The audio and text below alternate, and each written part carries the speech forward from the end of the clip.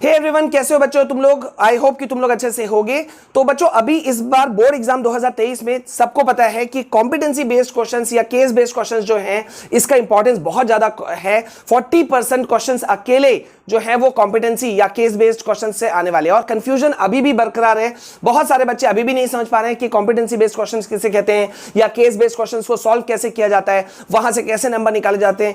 बिना कुछ सोचे ही एक मन में डर बना लिया गया। तो अभी हम इस वीडियो के अंदर में हम देखेंगे क्लास 10 साइंस का केस बेस्ड कुछ इंपॉर्टेंट क्वेश्चंस को मैं सॉल्व करा दूंगा, क्योंकि बहुत सारे बच्चे कह रहे थे कि सर कुछ क्वेश्चन कैसे बनता है उसको आप एक अंदाजा दे दीजिए। तो जल्दी से इसको देख लेते हैं, ठीक है। यहां मैं कुछ एग्जांपल्स तुमको समझाऊंगा, लेकिन पहले कुछ कंफ्यूजन दूर करता हूं। देखो, सबसे पहले केस बेस्ड क्वेश्चन के ऊपर में एक बड़ा मैंने मिथ जो देखा वो ये है कि सर बहुत बड़ा एक केस दिया जाएगा। ऐसा नहीं है। देखो, पहला ही एग्जांपल मैं जो तुमको दिखा रहा हूं ये सिर्फ 4 से 5 लाइन का है, छोटा सा है और उसके ऊपर में कुछ 4-5 क्वेश्चन है। So simple it is. दूसरा बात, बहुत सारे बच्चे सोचते हैं कि केस है तो मतलब पैराग्राफ ही होगा। नहीं, ऐसा नहीं है।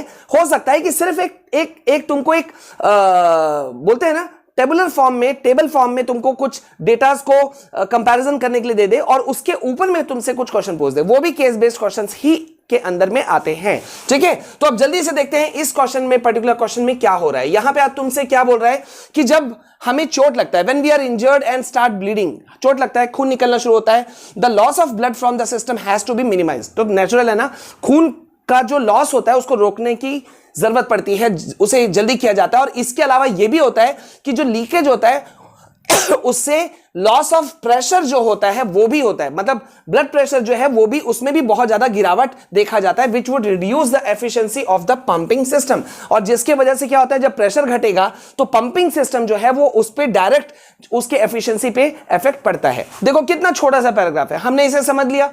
अब यहां पे तुमको बेसिक क्वेश्चंस यहां पे पूछ रहा है इसके रिगार्डिंग, ठीक है। तो देखो यहां पे पूछ रहा है कि which of the following cells present in blood help in clotting of blood at the point of injury.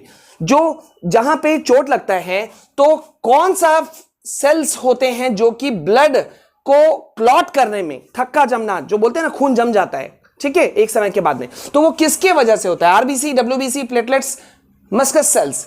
तो करेक्ट आंसर क्या है? आई होप कि तुम लोगों को इजीली समझ में आ रहा होगा। करेक्ट आंसर है प्लेटलेट्स, ठीक है।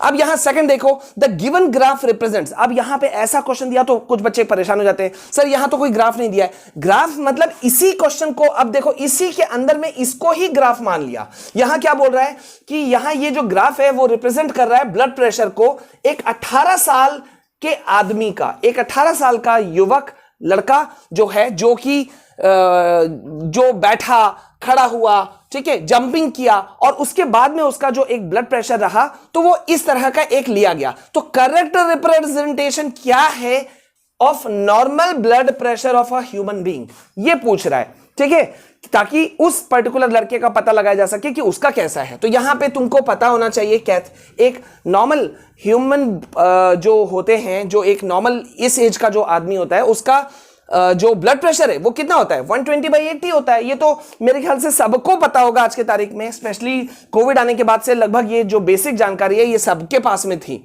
ठीक है। ओके, अब नेक्स्ट देखो यहां पर क्या है कि why is it necessary to separate oxygenated and deoxygenated blood in mammals and birds. Question समझ में आ गया, क्यों अलग करना जरूरी होता है। तो यहां पे देखो क्या है, मैक्सिमम, पहला ऑप्शन दिया है mixing of blood would lead to clotting, B for efficient supply of oxygen and to maintain body temperature, C birds need more blood pressure for flying, D none of these. लेकिन यहां तुमको जैसे ही तुम देखोगे भाई ये दोनों ऑक्सीजनेटेड ब्लड और जो डीऑक्सीजनेटेड ब्लड है उसको सेपरेट रहना इसलिए जरूरी है। क्यों जरूरी है? क्योंकि for efficient supply of oxygen, ताकि ऑक्सीजन का सप्लाई जो है वो एकदम एफिशिएंट वे में हो और बॉडी टेम्परेचर जो है वो मेंटेन्ड रह सके। देखो कितना इजी है, देख रहे हो। केस बेस्ड क्वेश्चंस को सॉल्व करना इतना भी मुश्किल नहीं होता है, बशर्ते तुम केस को सही से पढ़ लोगे तो। अब देखो यहीं पर चौथा क्वेश्चन में तुमको एक ग्राफ दे दिया, ठीक है, और तुमको बताया गया यहां एबीसी में क्या रहेगा ये बताना है। Very simple. अब जब तुम उसको समझोगे तो तुम उसको आराम से दे दोगे, ठीक है। ओके, देखो यहां पे मैंने आंसर भी दिया हुआ है, मैं तुमको ये पीडीएफ दे दूंगा, अगर तुमको डाउनलोड करना है तो डाउनलोड कर सकते हो, ठीक है। अब जल्दी से यहां देखो नेक्स्ट क्वेश्चन में हम चलते हैं। ये एक नेक्स्ट हमने ले लिया। अब ये थोड़ा सा बड़ा केस स्टडी। अब इसको देख करके घबराना नहीं यार, घबराना किस लिए? देखो यहां पे कुछ चीजों को यहां पे अलग से लिया गया।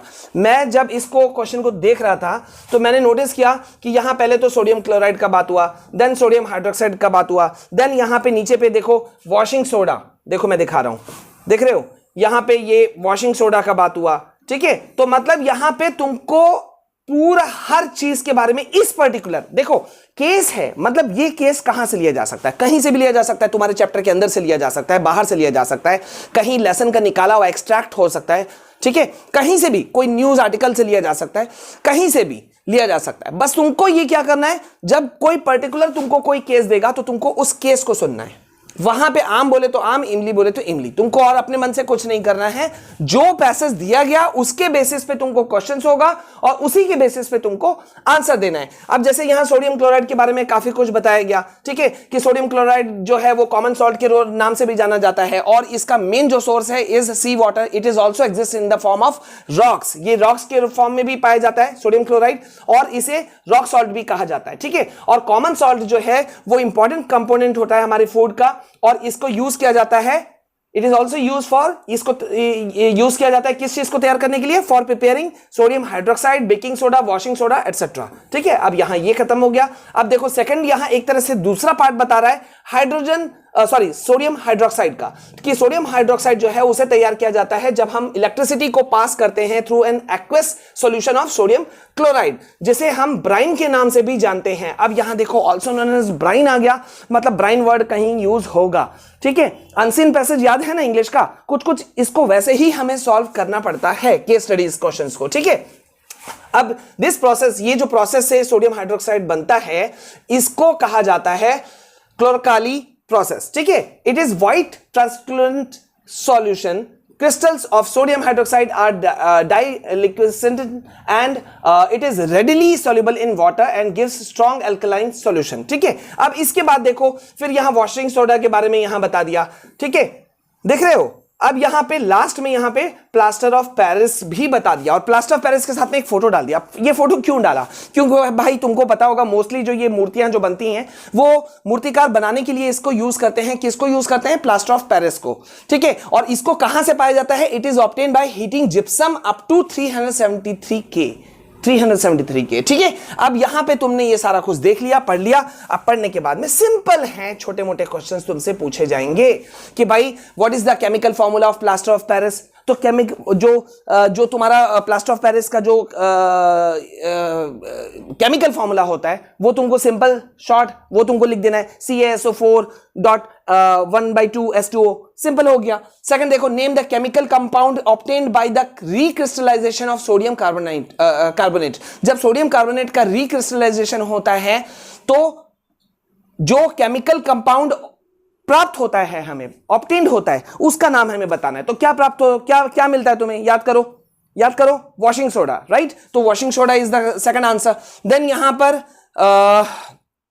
थर्ड क्वेश्चन है, name the solution that is used to prepare caustic soda.